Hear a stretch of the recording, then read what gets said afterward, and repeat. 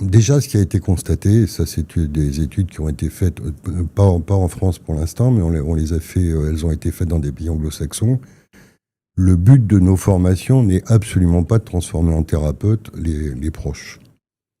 C'est important qu'ils le connaissent. Au départ, beaucoup, j'ai fait pareil, beaucoup viennent là en disant qu'est-ce que je peux faire pour que notre proche aille mieux. En gros, qu'est-ce que je peux faire pour être un assistant thérapeute. Or, on n'est pas là pour ça. Comme tu le disais fort bien tout à l'heure, seuls les thérapeutes vont pouvoir réellement amener justement cette capacité de gestion des émotions à nos proches. C'est pas nous qui allons pouvoir le faire. Il n'en reste pas moins qu'en devenant nous-mêmes, d'abord en comprenant ce qui se passe, en essayant de comprendre, parce que quand on dit à son proche qui souffre de ce trouble, je comprends, généralement on s'entend immédiatement dire non, tu peux pas comprendre. Et c'est tout à fait vrai. Mais on peut essayer de comprendre. On vit pas ce qu'il vit ou ce qu'elle vit, mais on peut essayer de comprendre, et c'est ce que cette formation essaie de faire.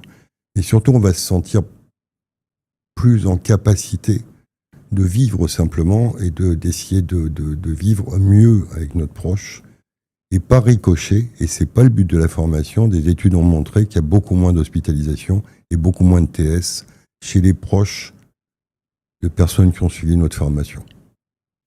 Donc il y a un impact, ça a été mesuré, c'est des études disponibles, il y a un impact indéniable. Nous on l'a vu chez nous, quelques semaines seulement après, non, quelques mois après qu'on ait suivi la formation avec mon épouse, donc on n'avait même pas encore commencé à devenir formateur. Notre fille nous a dit, tiens, j'ai l'impression que vous commencez un peu à me comprendre. Et ça, c'est... Mais pour les parents, quand on a des jeunes adultes qui vivent encore avec nous, on est quand même l'endroit où ils passent le plus de temps. Ils vont passer 2, 4 heures, 6 heures maximum avec leur thérapeute par semaine. Ils en passent infiniment plus avec nous. Et donc, par définition, ce qu'on leur fait ressentir,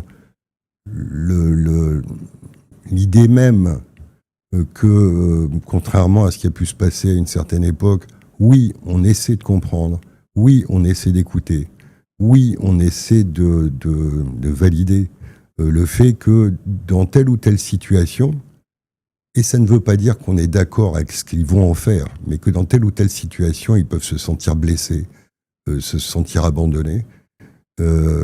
Oui, c'est bien sûr que ça a un impact sur eux, évidemment.